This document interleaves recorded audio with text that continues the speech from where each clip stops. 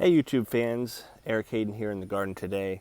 Want to do an update on the yellowing leaves. We'll first give an update on the roses, then talk about some things that I'm doing while I await the soil test. We are in our second bloom or flush of blooms. It's beginning of July. So we had our first one the end of April into May, and now we've got our second one. You can see one of the tasks I have to do in the garden is certainly some deadheading. So got to get out there. For the most part, the roses are looking decent, especially from afar. This is a newer one, not a newer variety, but one I hadn't grown until last year, Louise Estes. And if you watched our videos on maiden roses last spring and this spring, this is one of the roses that was a maiden in April of 2019. So you can see that it has already caught up pretty much to the more established roses. One of my favorites this year so far has been Claire Elise. This is a John Smith rose. For those that are into exhibiting roses, you're probably familiar with that name. He hybridized Randy Scott and also Sunny Sundays. Another one that's done pretty well this year is Dublin. It's an older rose, but it's a nice one. It gets a little of a burnt edge in the sunshine, but that's natural. It's supposed to do that, so it's looking like it should. I'll do a video here coming up, but notice a couple roses have fallen over. Much like I showed you before, when you get this amount of blooms, I left this for the purpose of the video. When you have that many blooms, sometimes the cane can't support it. And if you remember before, we had that issue over here with Alina. Here's the green stake you can see there, and that is doing just fine. So you just have to stake those.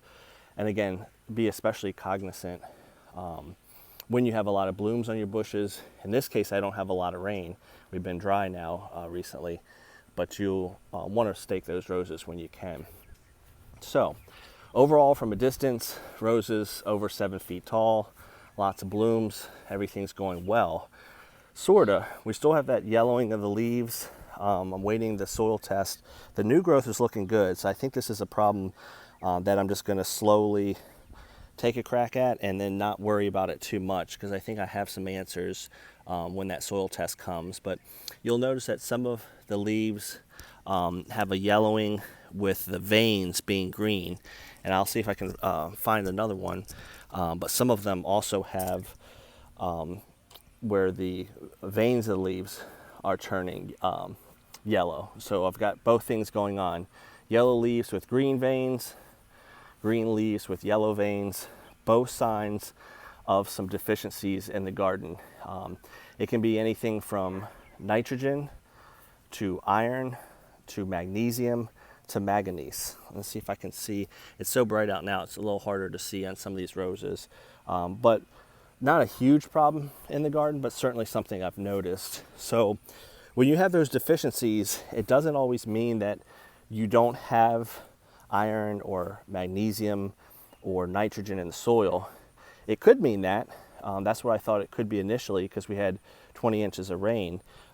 Here's one of the examples, and this is in a pot. So again, this is not just soil, but here's the example of green leaf, but the veins are yellow. So it's some type of deficiency. You have to think about what you've done in your garden and what's going on. In that potted rose, I haven't done anything to the soil. So that truly is probably a case where the nutrients are washing out. So you might just want to do a little liquid fertilizer on that, because the soil hasn't changed, I haven't added lime, etc.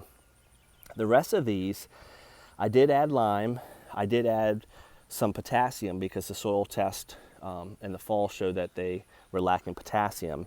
So perhaps the pH is too high, perhaps potassium's too high. That's what the soil test will reveal. But just because you have a deficiency doesn't mean that it's an issue with the soil with regards to amount.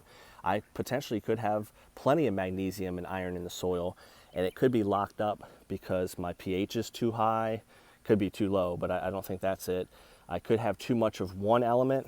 In fact, if you have too much of potassium, that can limit your uptake of magnesium and iron. So a delicate balance in the soil, and that's why we did that soil test. We'll share those results when they come back.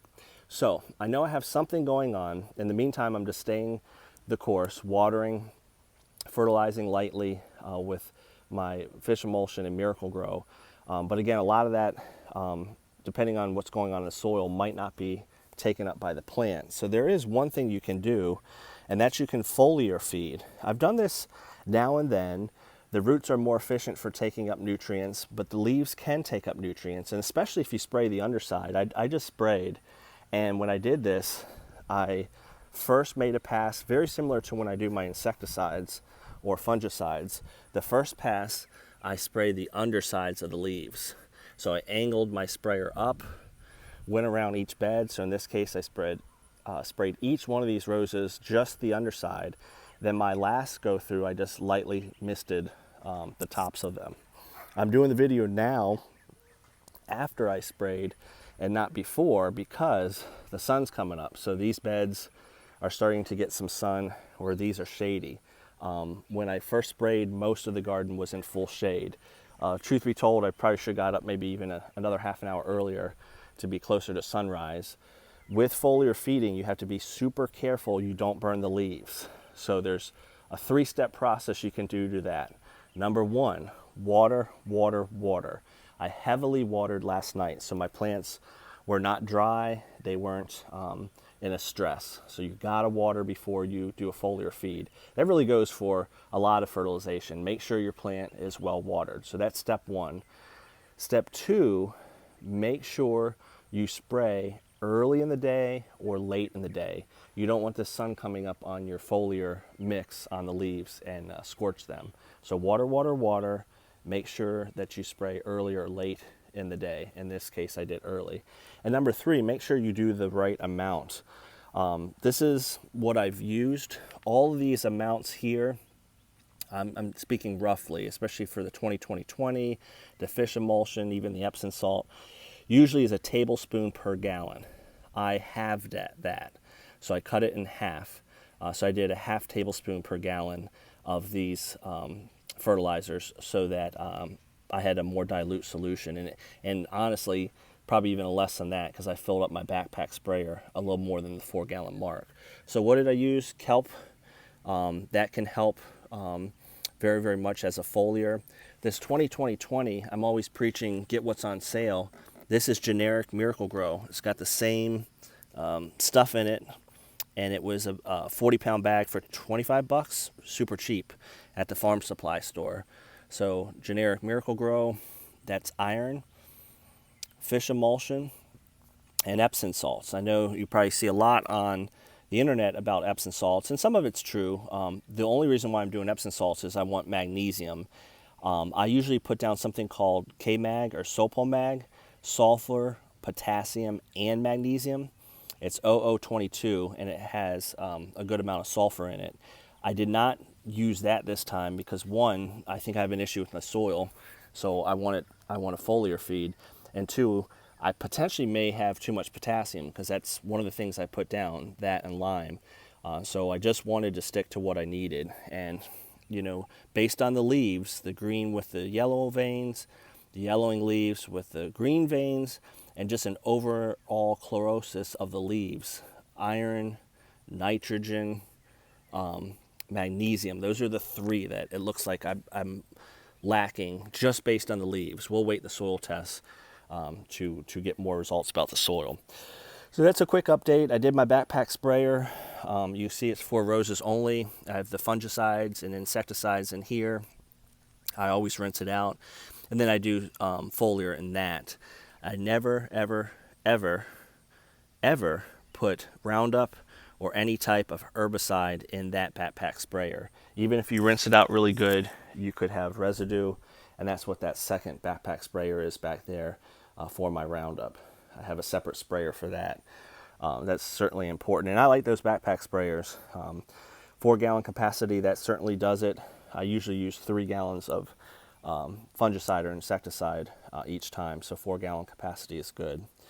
So that's it in the garden. A little update on some of the other stuff quickly. The blueberries are doing well. The roses, the climbers, I forgot for a second, Dublin Bay, those are doing well. If you look back, I think it was early in the summer, I planted these little things, and they're just up to the trellis now. It's an 8.4 on the ARS scale, so they should be a good grower. And with these Encore azaleas, they should fill in, and then behind that is canna lilies. So that's filling in nicely. Fire pit's looking good. Haven't used it as much because we've been pretty hot. Coreopsis, salvia, lantana, and in the background some annuals. I've got annual coreopsis and cosmos that I started from seed. So overall, things are looking pretty good. It's ironic, we had that 20 inches of rain in a 30-day period, and that was separated by about a 10-day stretch of dry weather. Well, here recently, we've had a little rain the other night, but we're on a 12-day stretch with no substantial rain. So here by the coast, it's feast or famine. We have something known as a sea breeze, and that can actually keep us dry right along the immediate coast where they have storms inland, and that's kind of been our pattern recently. So hoping we get a little bit more rain here as we get well into July and things are heating up. Hope you're doing well. Comment below, do you foliar feed? What do you use?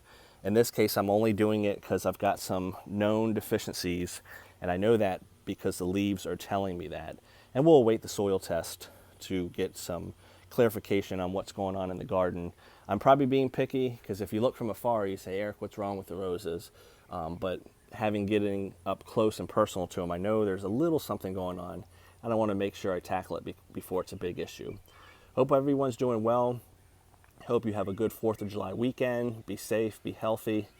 Hopefully you're doing what you need to do at the local level, so we're keeping everybody safe. Have a great one, everybody.